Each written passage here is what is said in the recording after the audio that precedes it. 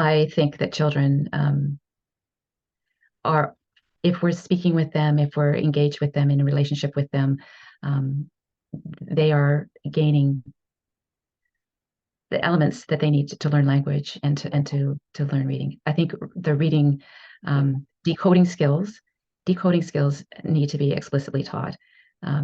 But what they need before that is understanding what words mean, Wow. comprehension. And Okay. if if words don't mean anything to them, then what's the point of reading? There's no motivation to read.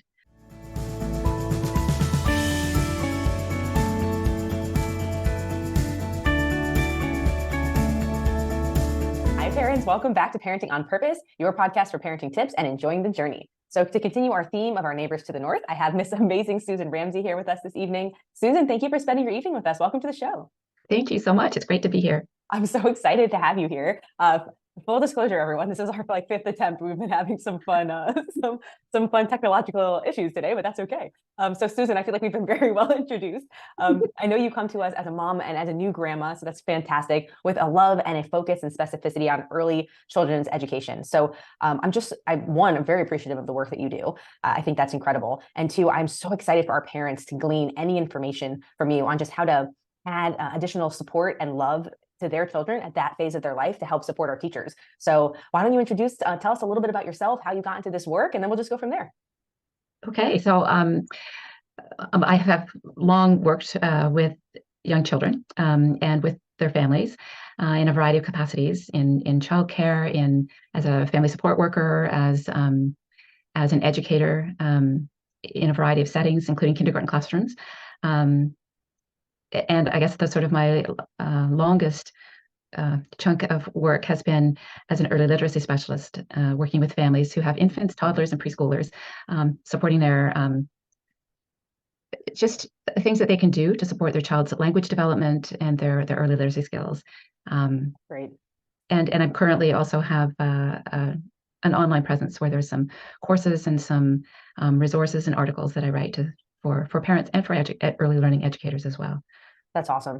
Mm-hmm. I love the literacy portion of it. I'm really excited to learn more about that. I have a 3-year-old, and I'm just intrigued to know what we're doing, what else we could be doing, because he definitely shows an interest in reading, and he's picked up letters so easily. And I'm just excited. That's fantastic. So where do you want to start? Do you want to start with maybe what you've learned over the years as you've taught others? What's on your heart when it comes to teaching early literacy and early instilling a love for children early? I think was something that has come to me. I used to try and think of and learn other people's techniques and do a lot of research and try and understand what young children, what infants, and what preschoolers benefit from. And there's all kinds of wonderful information that's part of that. But I started to, over time, recognize how babies already have an absolute love for learning. There's nothing that's going to stop them from learning. They're going to do their best before they have speech, before they have a way of communicating in a way that we understand, particularly. They're going to use every tool in their toolbox to help us as parents understand what they're trying to communicate, whether they're hungry, whether they're tired, whether they're just wanting to be held. Yeah. And we are amazing as parents, I think, at trying our darndest to figure out, what does that cry mean? What does that little hesitation, what does that eye gaze mean? There's this beautiful, deep listening to each other, to trying to communicate. Yeah, it's beautiful. And then it just keeps going, like they're trying to grasp, and it's hard to figure out how to make their hands move, or to move across from one angle to another, or to crawl, or to roll over. And they'll try and try. I'm watching my grandchildren now try to roll, and finally it's like they've got it. And there's no stopping them. They've got to roll all the time. And I think of when children are starting to learn to walk, and they fall down over and over again. And no matter how many missteps they make, they're not daunted. They're going to keep going until they're they've not got getting phased. No. They understand that failure is just attempt that didn't work, and they're going to keep going. In so many ways, I'm so glad you brought that up. Like, whether you're a parent, an entrepreneur, insert whatever the thing is, I feel like adults can learn so much from their children. Like, we try something new and we get disheartened, and then we want to quit. And it's like if you take a note out of your child's book, like they just don't have quit in them. They're just going to do it and do it until they figure it out. It's the Yeah, resiliency is amazing. it is. Yeah, Those are dispositions to learning that children are born with. awesome. Persistence, curiosity, willing to not be discouraged by their failures. Those failures teach them something. Um, yeah, and um, those dispositions for learning are something that I think as adults we also want to hold on to and we want to emulate. 100%. I also think about as a parent, like it's it's hard. Like I think you can be well-meaning, but if you're not careful, you can stunt that proclivity to want to continue to grow. So I think that's a really important just reminder that you just provided to me and to parents is like kids by nature, if I'm understanding correctly, they're just going to want to keep trying. So as long as we don't do anything to interfere with that and we just continue to praise them for the attempt, they're just going to keep going, which is great. I think there's what you say reminds me too of we're pretty good at I think at saying good job, way to go. But sometimes we can also say, did you ever put a lot of effort into that? Wow. Um, you tried in so many different ways. I'm so impressed by that. Giving them very specific I love that. feedback about what it is, what are the qualities and the characteristics that really speak to you. That because we're telling them in talking about literacy and that aspect of things in their language development, we're always telling them stories and wanting to share stories with them. But one of the biggest stories that we are telling them all the time is what we think of them by our actions and interactions. Wow. We're always holding up a mirror to them about how we see them. And Wow. if we're able to hold up that mirror of um, that gives them concrete understanding of what it is that is so impressive and that we are as curious about what they are curious about. We're both in tune with each other. That really keeps that love of learning alive, I think. That's beautiful. What does that look like? Does that look like you said saying something specific? In what other ways does that transpire? So when I think of saying, there's all kinds of things that come to That's mind. okay. Brief look. Just so being more specific, I'll get even more specific. In How to be specific. lots of time, as children start to do drawings, they we are often going, oh, that's beautiful. Oh, is that ever lovely? Love it. And the child has no idea what it is that we love about this picture. They don't even know if we really love it. They Right. just know it has pleased us. And so they're much more likely to try and keep pleasing us by doing the same thing over and over again than they are to be creative and try Do something something new. different. Wow. So if we're responding to them just even with a thumbs up, like, nice, or just saying, look at how you use that whole piece of paper, or to me, red reminds me of roses, or something, that gives them something that lets them know what it is about that picture, uh, or how they represented something, or Cool. how they expressed their emotion. Um, Often with scribbling, for example, I like to call it mark making That's awesome. because we think of scribbling as just a way to from one get to something better instead of understanding that scribbling is something in itself. It's Yeah. a reaction to emotion. It's a joyful way of moving their body. It's exploring all the geometric shapes of square, triangle, circle, in a way that is generated from them. Right. Uh, there's a story that a mentor and friend of mine told about her child when her child was quite young, um, in a program, an early learning program. And the children were asked to draw something that they'd like to do at home. And so he worked hard on this and he drew things that kind of looked like they might be animals or people.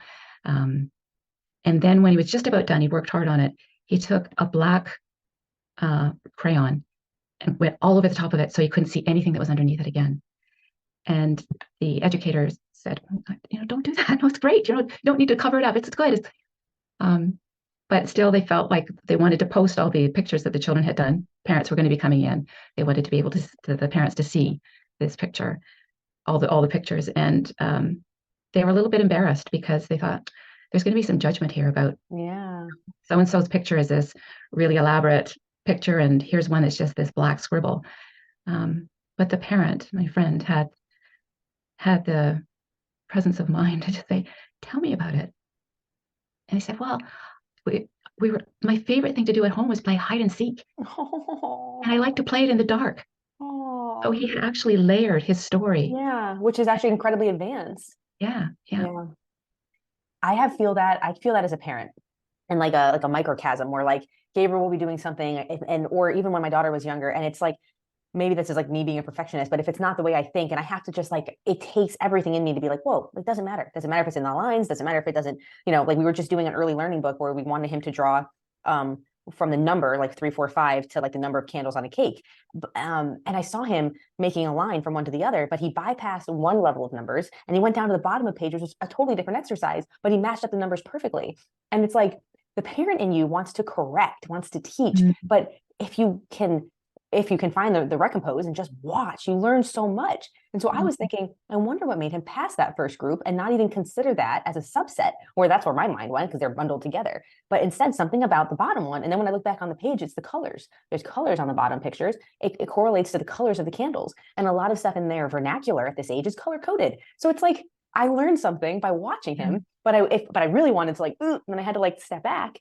And in doing so, I learned more. I love that story. Oh, that's so beautiful. And it also shows you how like life is 10% what happens to you and 90% how you perceive it, right? Like everyone's parents like, oh, like this, this poor kid must go have something going on. And he's like, oh, I just love playing hide and seek with my parents. Like, that's awesome. What a good story.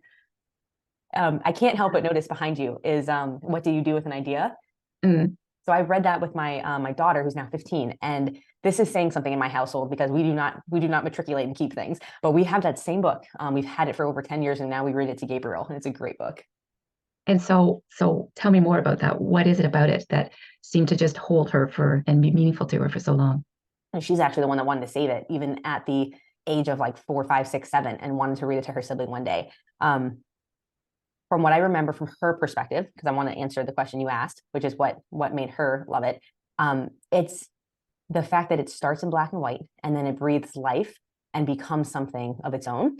I think in her understanding at the time, it was like they didn't matter what other people thought of it. They wanted to stay true to themselves. And I think if you'd asked her now as a 15-year-old, she'd respond differently. But that was how she did respond when we read her the book years ago. Yeah, that's beautiful. It's a good book. Very good. Yeah. I wanted to ask you a little bit about the curriculum that you teach, the curriculum that you, obviously you're in Canada, we're in the States, early education down here, there's a lot of like traditional education, which doesn't have any specificity. Then you have like Waldorf, you have Montessori. So I'd love to learn a little bit about what you guys have going on there. And I know you have some really cool examples. I'd love to hear. So we too have programs that are Montessori or Waldorf or more traditional programs. What has been embedded into the framework that we use in early learning programs in Ontario and in other provinces as well in Canada is it's based on inspiration from a Reggio Emilia approach. That hasn't the Reggio Emilia approach has had a profound influence on many programs, not all by any means. And it's not, and as children grow into the public school system, there is some understanding, but it's not highly prevalent, I guess, in all early grades, and certainly not in the older grades, in most grades. But that being said, the Reggio Emilia approach has been hugely impactful on my own thinking and in my own growth as a human, I think, Awesome. as well as an educator. And there's some good reasons for that. I was mentioning to you before how it started, that it was born out of the work of a psychologist, also a teacher, at the end of the Second World War. His name was Loris Malaguzzi. And as the story goes, as I've been told, because that was quite a long time ago, what happened is he lived in Italy, which is where the Reggio Emilia approach was born and developed. In the province of Reggio Emilia in Italy, the Germans had been there in the Second World War, and they left at the end of the war. They were retreating, they were leaving. And word got through to Loris Malaguzzi, who was some miles away, that there was a group of women, mostly, some dads, I think too, but mostly moms, who really wanted to start a school. And he was truly intrigued by this. So he got on his bicycle and he rode out into the countryside to find these women. Wow. And that's exactly what they were doing. They were using bits and pieces from bombed out buildings and left tanks to have building materials to create a school. But they didn't want to build just a school. They wanted to build a school that would help their children develop into a world, and that could create a world who listened to other people, who could think for themselves, who would think critically, who would care about the world that they were in, the environment. It was deeply rooted in listening to each other in all kinds of ways. So of course Malaguzzi was like, I'm in. And from that time, over the last many decades, there has been growth in an evolution of that approach. And it is based a lot on listening to one another. He has a poem that's famous for those of us who follow the Reggio approach, called "The 100 Languages of Children," and it really strongly talks about how children have so many ways of speaking if we are only able to listen. Wow. With their body language, through music, through drawing, through kicking a ball, we can tell so much of what children are trying to communicate by their eye gaze, by their tone of voice, by their desire to figure out something mathematically, by their exploration of science, of nature. So that's beautiful. It's very profound and moving, understanding the context of what just happened in humanity and society at that time, and that there was a movement of people who said, like, how did this get to this point, and what can we do to make sure this doesn't happen again? And the answer was to raise a society of the next generation of people, so children at the time, who could really deeply understand one another through listening and also through thinking for themselves. I think that's amazing. When we first spoke and you mentioned the name Reggio Emilia, like I'm Italian, like third generation American Italian, but it kept like knowing that I'd known that name. And so when I looked it up, I was like, oh, that's why I know it. It's a region in Italy. I've been by there. That's so cool. That is cool. But I had no idea of that component of it. But it's just that those type of little quibs give me so much like love and appreciation for parents, and that we've always tried to get better as a society, right? Like I think that's so important to see where we are, and to know that there are a facet of people who are always going to try and push to improve. I mean, that is consciousness, and I just think that's so cool. I appreciate you sharing that. Mm-hmm. There's it's also based a lot on being curious with children, like things that you were talking about earlier with your child, trying to question, what are my assumptions? Is that what my child really is doing? And there's, I was with a group of children the other day, and there was an incubator with chicks that were hatching. Oh, wow. And I happened to be there with the children as 4 of those chicks were coming out of their shells. Awesome. And we're watching it and we're wondering about it, and we're just so excited, and they look so wet and kind of weak, and then within just a few hours they're fluffy and stronger, and one little girl looks at me and she goes, one of them's a mommy, one of them's a daddy, and the others are babies. And I thought, we've just watched them being born. You must know that they're not mommies and daddies, mommy and a daddy. But I was thinking about it, and I believe she was exploring what it means to be family, what it means to be, can you be a baby without a family to be with you? Yeah. What would it be like to be without a parent? I just think there's so many things that children are exploring very, very deeply. That has a lot more to do, It's just not limited to knowing their ABCs or Language. knowing math or Yeah. knowing specific things. It's about understanding the world and their relationship to it. This brings up some heavy hitting stuff for me, because I went to a Montessori school, and I think I am the product of a Montessori education. I'm very open-ended, everything. Like, you try and put me in a box, I do not do well. My spelling and grammar is pretty abysmal, but like my love for vocabulary, different languages, different cultures is like insatiable. And so because I think that way, I think about that in context of being a parent. And what you just said reminds me, like, our children are growing at such an incredible rate, but 90%, even for adults, 90% of communication is nonverbal. But for children, oh, my phone wanted to say something. That's very interesting. Glad to know that, Bixby. Thank you. She agrees. With children, language develops a little bit later, and it's still so limiting and so limited from what they're actually trying to communicate. Like, it's like you said, it's such a small piece of it. So the part that like kind of makes my heart, I feel what you just said is, there's so many instances as parents where we trump or we cut off or we sequester what our child is actually trying to say. And we're not this, there's no malice, zero malice. It is habit, it is non-presence, which is exactly what drove me to start this channel, is just to give that parent who's here and who's incredible, just because they want to get a little 1% better, the ability to recognize it next time it happens. Because if we keep doing that to our kids, it scares me what's going to happen. Like, the great thinkers became great thinkers because they were allowed to be great thinkers.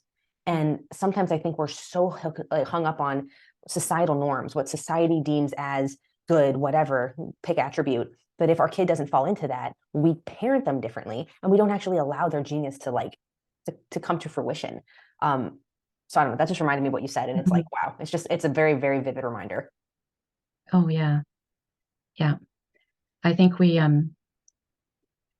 have, I know, even for me, when my first child was only a few weeks old, I thought he was amazing. I thought, I was just so proud of him and so pleased with him. But it was only a few weeks when I pulled out my developmental checklist and wanted to make sure he was on track. Yes. I was worried.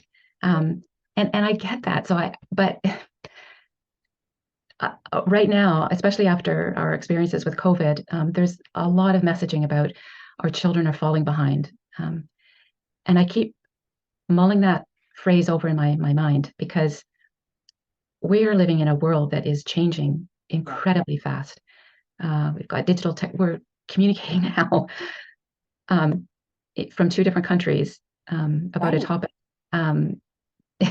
We're communicating digitally in ways that we never did before. Artificial intelligence is changing how we write, how we listen, how we do medicine, how we invent things. And so I think our environment is changing. We've got a climate crisis going on that we have to find solutions. Our society, our world has to find solutions to those problems that we've never found solutions to those problems before. Do we really need to be worried so much about falling behind, or do we need to have a love and a curiosity to learn and keep going and collaborate and share ideas, share our perspectives, so that we can address and be in the world that we're growing into? Yeah.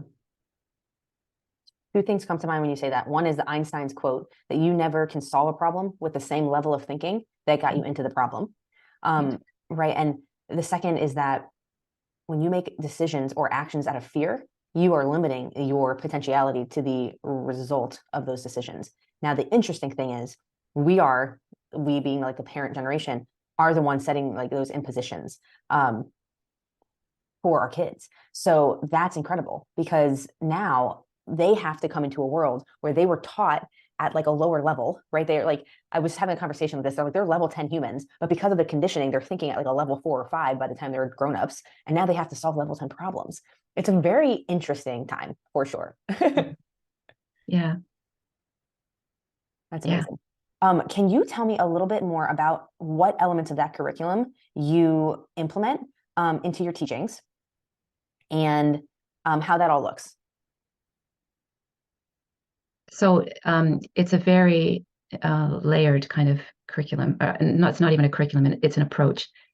So I'll just highlight a few things. One that's very central to everything is our image of children, whether we see children as capable, as competent. And that doesn't mean that they can do anything, but it means that we believe they are able to do things, that they are able to think through things, or able to do what's just a little bit outside of what they can currently do, that they can do those things, that we see them as the glass half full as opposed to the glass half empty. And how, I mean, I think even there are words that often will say, oh, that child is just attention seeking. If I change that to say, that child is relationship seeking, I shift. Yes. I think, okay, they That's need amazing. something from me. Yeah. What is it they need? How can I How can support we get them? there? Yeah. Yeah, yeah. Whoa. So the image of the child is central to the approach. And so as a parent, we can feel that we need to be very protective, that we don't give them a chance to take a few risks, or we're not, or we can say, okay, this makes me a bit nervous, but let's talk about what this risk looks like. You want to climb that tree? I see that there's a spot where you can step up on the tree here, but when you go past there, it's going to be pretty tippy. So, or you want to go on that climber, your arms aren't quite long enough to reach for yourself. So I'm not going to lift you up because you need to grow a bit taller before it's going to be safe. Or we're going to be around a campfire. What are the risks? How far back do we need? Like talking with children about what the risks might be, so that it is safe enough, but they get a chance to test themselves, to know whether they are in control of their body. They know how to be safe. I think the children who never get a chance to explore the idea of risk that follows them through their lifetime, I think. Sure. Sure. That's what I mean. Like parents are well-meaning, but Yeah. we're the most well-meaning debilitating factors on the planet. Like everything's out of love and trying to help and support. But if we don't give them the chance to spread their wings, right? I saw a baby bird today. It was very windy in Florida, and a baby bird was on the floor. And I went to I'm like, what do I do? Like instinctively, I'm like, save it, like such a mom. And as I started to get closer to it, it started to flutter its wings. And so I remembered if it can physically help itself, you can't touch it or the mom won't come help it. So it's like, not my child, not even my species. Was gut-wrenching difficult for me to turn and walk away and leave a creature that I perceive as struggling. But Susan, I'll do this all the time. I'll see a worm on the floor and I think, oh, I have to save it. So I'll scoop it up because it's really hot here. If you have a worm on the sidewalk, that thing's dying. That's not in Florida. That's not going to make it to the other side. So I'll scoop it up and I go to put it, someplace. And then I think, so quantum physics of me, but I'm like, did I just save it? Or is now a bird going to eat it? Or did I really do anything helpful? So it's very interesting. I don't know if there is a right or wrong, but I love the self-introspection of think about it first, discuss it with your children and give them a say in their level of risk aversion, right? That's important. Yes. Yeah. That's cool. It's very, what is it, co-creative, that approach? It's very I see you, and I'm with you, and together we'll explore your world and boundaries to a place that you feel comfortable. And that's so supporting, in its own very not aggressive kind of way. Not I'm imposing how to do it, but I'm just going to be there in support of you as you explore this world. That's awesome. You explain that very well. I try to internalize. Yeah, and that is a term that we do use as co-creating knowledges with children. Not that we just go, oh, do whatever, but together we can explore things, we can wonder together, and find answers to questions that they have. But when it's their questions, when it's their wonderings, they're motivated, they're keen to figure out the answers. And we don't have to have all the answers. Exactly. We just have to have the interest and the curiosity to be with them, to help them wonder together, Yeah. So I find that fascinating. And I love that your approach to inspire learning is to have that collaborative type of conversation with your child. I'm curious if you have any talk tracks or just things that parents can keep in their repertoire when they're engaging in play with their kids, or just when they're doing any type of learning to help foster that creative thinking on the child's part, or free thinking on the child's part, versus the parent putting them in a box. Mm. So I think the words "I wonder" um, are words that I use a lot. So I'll give you an example. The other day, I was with a group of children, and this will be maybe hard for you to imagine, but there was a flock of birds. They were Canada geese. I knew that they were Canada geese because they were flying in a V formation. But they were up so high, and the sun, it was a blue sky behind, and the sun was just at an angle where it was sparkling on them.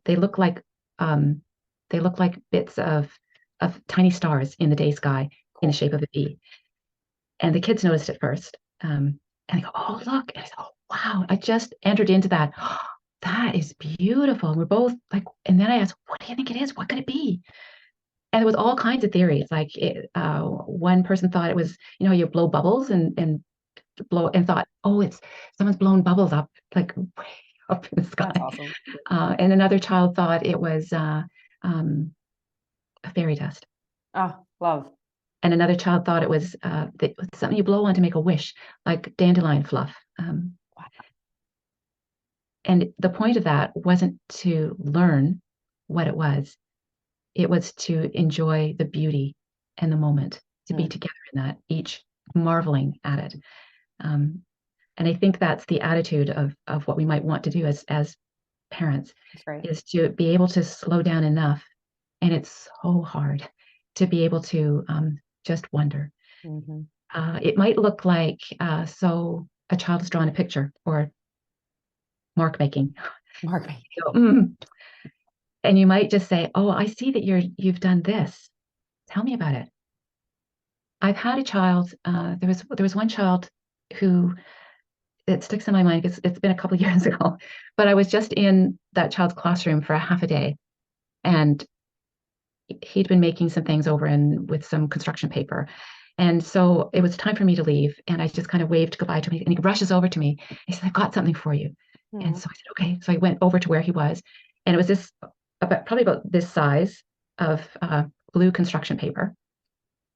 And there was kind of just pieces of like just lines on the one side of it. It wasn't an oval. It was kind of like a sort of pointy ends on each. It wasn't beautifully cut, I have to say. Um, and then there was this spot that kind of had this little archway and a dot in it. And I said, "Oh, tell me about this." And he Love goes, that. "It's a portal." And I said, "A portal?" Wow. "Yeah. You go through here." And he points to the little doorway. Wow. And then he flipped it over, and there were stars all over it. And he Oh. said, "This portal will take you wherever you want to go." How old was this child? He was 4. Oh, that's amazing. If I hadn't asked, or if I said, "Oh, what a nice picture," Yeah, I wouldn't have known the depth of what he was giving me. He was giving me an incredible gift. that's amazing. Um, and then I think also when children are, in the throes of a relationship, and they're frustrated or they're angry, or um, that it's sometimes the wording that parents can use is something like, "I see that you're frustrated. Hmm. I see you are angry. I see whatever it is that we think we see. Tell me about what's going on. Tell me what you're thinking and feeling."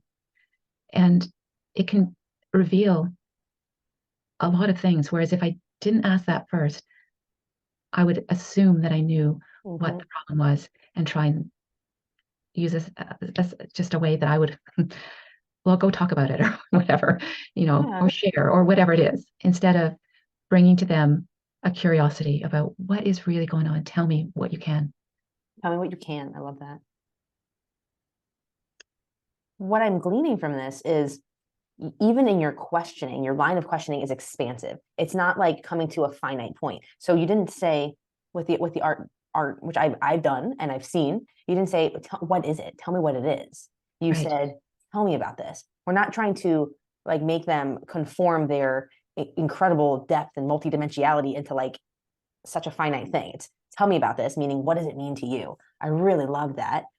And I appreciate that in the context of frustration and anger, because when you're in the, you see your kid is in a creative, happy flow state, it's easier to have that level of wonder as a parent. And then when they're not in that state and they're upset, I can see it would be more challenging, but you still want to elicit that more expansive mindset so that they can kind of play out those emotions and feel new ones and then hook onto those new ones. That was very helpful. Thank you. That was awesome. I think observation too, like sometimes it's not about what we say, it's about what we see. So another example is with a child who just adored worms, like you maybe. Evidently. And in the spring for us, when the snow is melting, then the worms are coming up and visible on top of the ground. And this one little girl was just always, as soon as she would get outside, that's what she would go for, was to look for those worms. And she'd carry them around and she'd show everybody. But as I watched her, I could see that she took it to different parts of the garden. She took it to different places in the grass. She took it to the sandbox. She took it to the composter. She was trying, I think, to know where does a worm like to live? Yeah. She didn't have to tell me. I could observe that over a few days and go, are you wondering? And then she goes, yeah, That's wanting awesome. to make a habitat, wanting to make life good for the worm. For that worm. Oh, so Yeah. nice. Yeah. So sometimes it's just a matter of really stepping back and just watching without interfering. I think that's so important. I've seen that in my own journey. It's like sometimes I feel as a parent, the bumper sticker is like the less we do, the better our children are, because you can't help but impose. So by just watching for longer than you think you need to, you still have a chance to react, but you're not juxtaposing your thoughts on them. And now they're confused because they're trying to work out what they want and they want to please you too. And it's a lot to ask these beautiful, tiny little beings.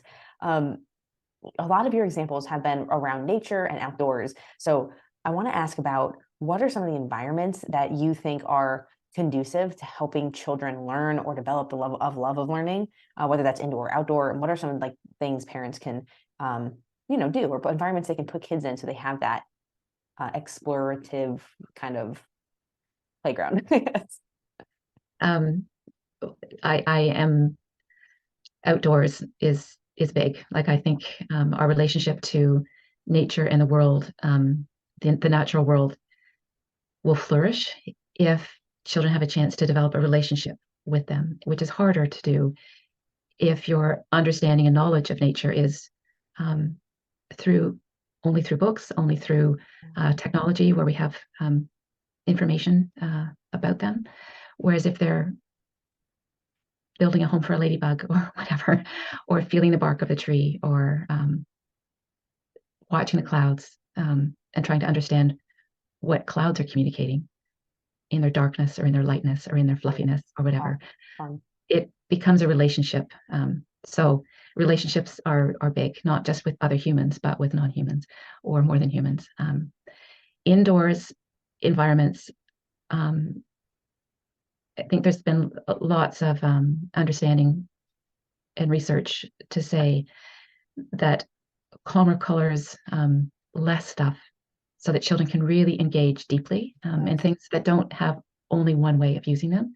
Yeah. We talk a lot about things like loose parts, which could be Lego, could be plastic toys, or it could be things of nature. It could be things that children just manipulate and create designs or create stories. They make up stories. I love like mirrors with all kinds of little things that they could place on them.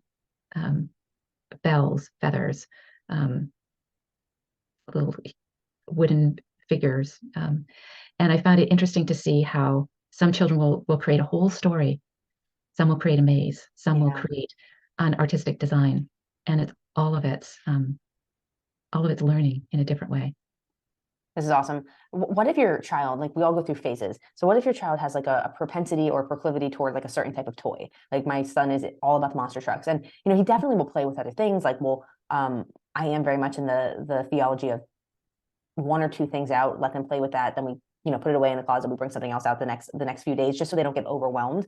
And he seems to like that, but his go-to is to always go back to the trucks. So I'm wondering, when your child is in a phase where they really love that thing, like, is that degenerative to their growth in any way, or is it okay to just let them stay there? Should you like bring out other things for them to play with that? You know what I'm trying to ask? Yeah, when children are fascinated with something, I don't know, like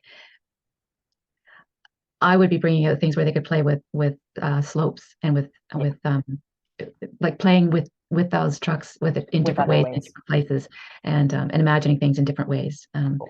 To me, it seems like, oh, let's bring other things in, so that it keeps that imagination going, keeps that curiosity going about what we could do with this one particular thing. Yes. That's that would be my bias, but I'm Cool. sure other people have other ideas. Sure. Well, I'm just thinking of that exploratory. Like I can also the amazing thing about society is that we're so polarized for every for every reaction. There's an equal and opposite reaction. For every like understanding, there's something equally as convincing on the other side. And I feel like I've never felt more of that than when I was a parent. And it's like you hear one thing, you hear the polar opposite. I'm like, how can they both be right? And you finally get to this place for some people much faster than others, where you're like, I really just need to do what resonates in my body because this is really confusing. This can't be healthy for the kid. So we're just going to do what feels good. But because I am a person who always likes to learn, that's kind of where we go with it. We'll bring in like, we'll shut the lights off and we'll shine a flashlight to see what type the monster truck now it's huge and just to kind of play with it. But I also think like this is where my husband and I are so cool because we're very opposite, where he will engage with that toy in a very different way. You know, he's more like military sports and it's like, let's make a thing with it. And I just think it's cool for kids to see those different perspectives because there's not one right way and you're modeling it, but then it's also important to let them show you the way they want to engage too. Yeah, I love what you just said. I think perspective taking is so important, and there is no one right way to do anything. No. That's what I gleaned from what you said with the examples with the kids and the flock of geese, which is amazing. Is there's a time and a place, maybe, where we start to put structure around things, but it's definitely not in the first 7 years where they are literally developing their subconscious mind, which is going to fuel their habits and their thoughts for the rest of their life. Like anybody watching who's an adult who struggled to do anything, like hit a goal, lose weight, blah blah blah, name the thing. It's because there's a subconscious division between your subconscious and your conscious, and this is that golden age for these children to really solidify what they believe about this world. And I love keeping that expansive approach. And it also makes me think, how would our world be different if that was more of a widespread, um, practice instead of always trying to, it's so linear, like to drill it down. And now we don't know how to have, answers to all these burning questions, but hey, all in service. I think it's all going to work itself out. Hopefully. Well, at least I was. I went through an education system and through. I mean, our society has a lot of there's a right and wrong, as you've mentioned, and so as a parent and now as a grandparent, Mm-hmm. um, it takes all I can do to push back and say, I want to use as much wisdom as I can. I want to learn from as many people as I can. I want to listen deeply to the children that I'm with, and that I care about. Um, but there won't be just a one size fits all. It's going to be what makes sense for our culture, our past experiences, our present, um, all based on how we love our children. It's so beautiful. When you said that earlier, it made me want to like interject, and then I didn't want to, so I waited. But this is like the perfect time because the sentiment is like it's okay to be unique. It's okay to be an individual. And idealism is very interesting. We don't actually want the world we say we want. Like we would not want a world where we all thought the same. Yet our actions are showing our children that this is what we want. And that's purely because we are habitual. We're creatures of habit and we're not present enough in our own journey to like have that baseline. That is, Susan, the whole reason I'm doing this podcast is so people can just get a little bit more present and then have tools like you and all the amazing speakers we've had to say, this is something I need in my child's life. I'll give you a perfect example. One of my soul sisters, really good friends. I mean, I met this woman 2 months ago, and she's already like an incredible friend. She said, "Hey, I watched one of your podcasts. I was so moved by the coach that I reached out to him, and he's going to be coaching my kids this summer." And it was like kind of a life theology type thing, not just sports. And like to me, like that is what this is all about: is equipping our parents to help equip our children to be more apt for the challenges they're going to face and for the all the beauty they're going to see in this world too. Right? It's not just like it's being motivated by the dream, not just the nightmare. But I love that. And I think to balance the many stresses that parents experience with a sense of joy. Because children are like, at least for me, like you give me a baby and a dog, and I'm just shot right into like eternal happiness. there's, as a parent, we just feel like we have to do these adult things, like adulting.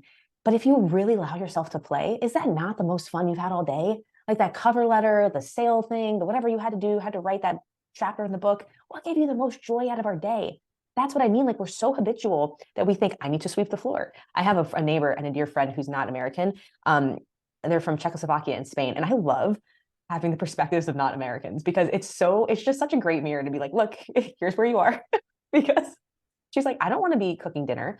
I don't want my kids to be sitting at the table eating dinner and remembering mommy's sweeping during dinner. And I'm like, oh, wow, I do that all the time. Like, it's so commonplace, but to just really enjoy your children, like that's what they're there for. And they're going to be gone before you know it. Well, they don't have babies of Yeah, their own. You get a second chance. yeah, that's true. Oh, so good. Yeah.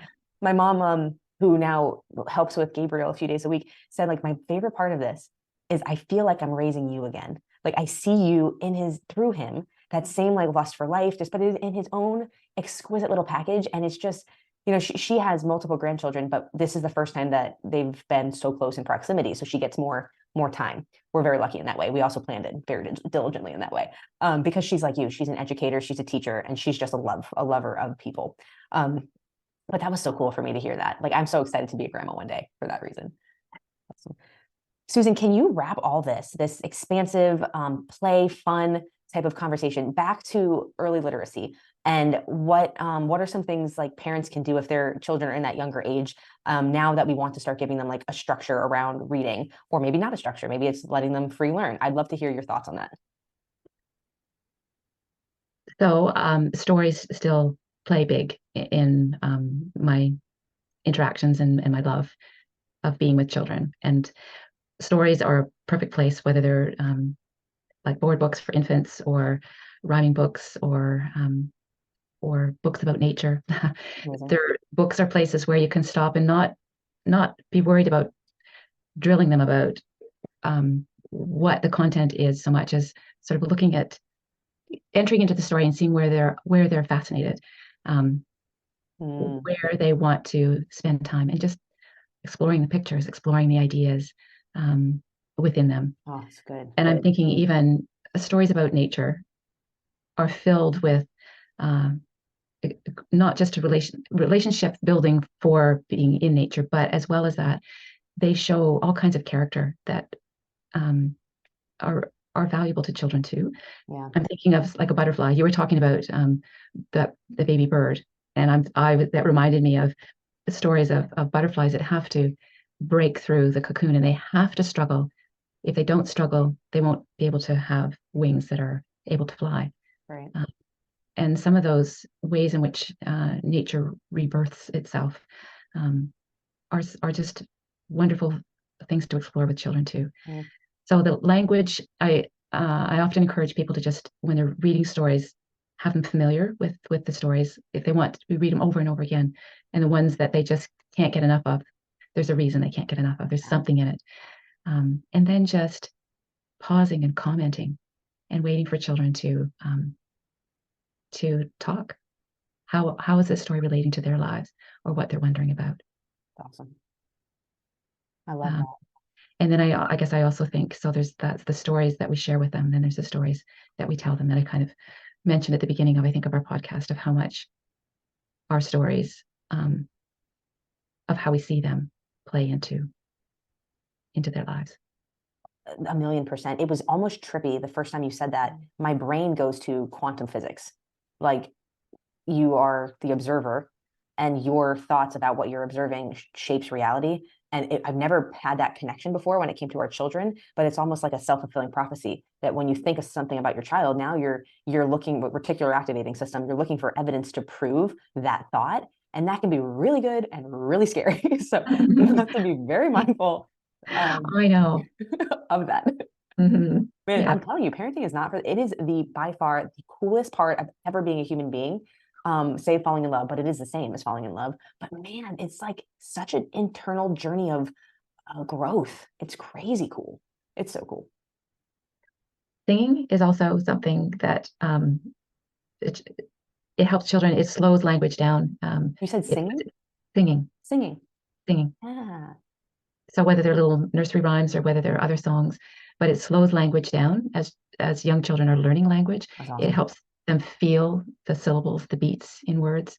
It's a beautiful way of helping them, after they've heard them many times, having the confidence to say new words or sing new words, That's awesome. be expressive.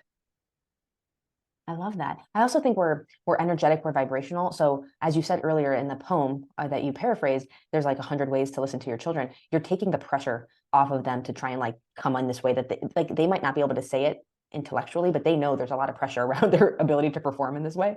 So like putting music to it just kind of like is with the rhythm of the soul, and it kind of takes away some of the trepidation. I feel like it's just play, right? It's learning the way it's supposed to be. It's just play, not performance. I'm wondering what your thoughts are, Susan, around the society that we have created with like kids need to be able to read by 5 and they should start to know all their letters by 3. Like, is that detrimental? Because it feels like it might be. And then if you find yourself as a parent doing that, by the way, which parent has never done that ever? I don't know. What are healthier alternatives as barometers to help gauge your child's love for learning, development? Those are my 2 questions to you. So again, my opinion is one opinion. I think that children are, if we're speaking with them, if we're engaged with them in a relationship with them, they are gaining the elements that they need to learn language and to learn reading. I think the reading decoding skills need to be explicitly taught. But what they need before that is understanding what words mean, Wow. comprehension. And Okay. if words don't mean anything to them, then what's the point of reading? There's no motivation to read. Wow. And so talking a lot and having them engaged with things that then they see in books or they read about in books gives them more meaning and gives them more motivation to read. Some countries don't teach reading until they're 7. Some children are we in North America, and I think in a lot of societies, we have this idea that children should be developmentally moving along at a specific rate, and children are too unique to do that. And so we have programs that say, okay, all 3-year-olds will do this, all 4-year-olds will do this, all 5-year-olds will do this. And if they don't, then we feel this anxiety, like, uh-oh, there's something wrong with my child. My child is lacking, or I as a parent am lacking. There it is. And I don't think it's healthy. I don't think it helps us. I think engaging with their curiosity, and where there's, I don't know, if there's frustration, then pay attention to why that frustration is there. Wow. That was with all That is the your question. wisdom. I know I gave you all the hard ones. You answered that with all the poise and wisdom of like nurture. Like that was a very grandma answer. Like I love that answer because like when you're a new mom, like even I say new, I have a 15-year-old. When you're like, a mom, like there's so much association with your self-reflection and how you see yourself. And I love that you brought that in because we are the people who probably, I say this as a generalization, looking at myself, but like if you're looking at your children and comparing them, there's a very good chance that you do that to yourself, which is why that habit is instilled. And does it make you happy when you compare yourself to others? Doesn't really make me happy. So it's definitely not something I want to teach my kids. But again, it goes back to all these habits. So I love that you layered that in there. And then you bring the perspective of seeing it a generation removed. Now, like that is how do I say, there's so much here. Where we are in society now, we're so disassociated. We're so in a silo. The way the humans were always cultivated and brought up were in large groups where children got to see not only their parents and grandparents, but aunts and uncles. And I feel like by gaining all these perspectives, they just learned non-verbally faster, and not even faster, but just a different perspective. And it's a little bit less isolating. And I think now we have to really work to have that perspective. So I really appreciate you saying that. I thought that was masterfully put together. I hope that when I'm a grandma, I can provide that level of calm and perspective that you just brought to my brain. Oh. Thank you. That was wonderful. Susan, tell our parents where they can find you and what you're working on. And I know that you offer resources to help parents. I'd love to learn about that before we wrap. Okay, so I do have an online presence at a place called Inspired to Learn. So it's www.inspiredtolearn.ca for Canada. And if you visit that website, you'll find that there are some courses. One that's called Story Power that I think Awesome. you maybe found out about That's what I me. saw. And yeah, that's why I met you. Yes. Yeah. And it explores some of the ideas that we've been talking about here, but a whole lot more. It has another course available on learning stories, and that's about us recognizing and seeking to uncover the dispositions to learning that children have, Mm. and then writing stories to our child Oh, using those dispositions that we can share with them right away or later on. that's awesome. There's some articles there. There's some sort of free resources that are just downloadables and articles.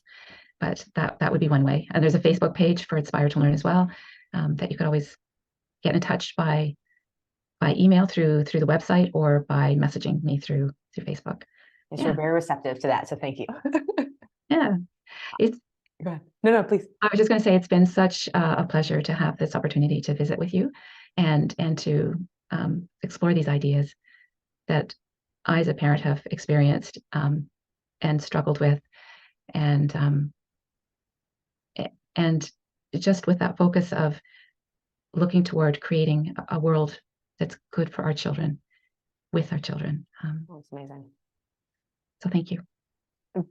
My goodness, thank you so much. This was great. There's the only word I could think of was a South African word called Ubuntu, which is a tribal term used to express that I see you and I appreciate the totality of who you are, and helps put into context who I am and why I'm here. How they got all that in one word, I have no idea. Amazing. It's amazing. A good word. But since we were talking about literacy, I thought I'd throw one out there. This was amazing. I love the soul of my being, like your passion for learning, how that comes through, and not just your work with parents, but just your life. Because as a daughter of a teacher, I see firsthand how that affects people. It affected my love for learning. Mm. And I so appreciate that, especially as we're at this precipice in society. And I deeply believe in the next few years, like my daughter does private school at home. A myriad of her friends are the same. Like there's just a lot of reform happening with education. And the more that we can talk about this and the more that we can breathe life into the possibilities and the expansion, I just know we're going to come up with some really cool stuff. Like it's going to be awesome. Look forward to it. So thank you again, Susan, for your time and your presence tonight. This was great. Parents, I love you guys. I'm so happy that you guys are just here showing up for yourselves. You guys motivate me. That's why I'm here. Please let us know what you want to learn, and I will go find amazing people like Susan to come educate us. I'm right there on my journey next to you guys, and I'm just living it on purpose, authentically, to show you guys we're all going through this journey and we're all doing it together. So please hit the like button, help us get into more homes of more families. We love you. And until the next perfect time, everybody, stay beautiful and stay inspired. Thank you. Thanks. Bye-bye.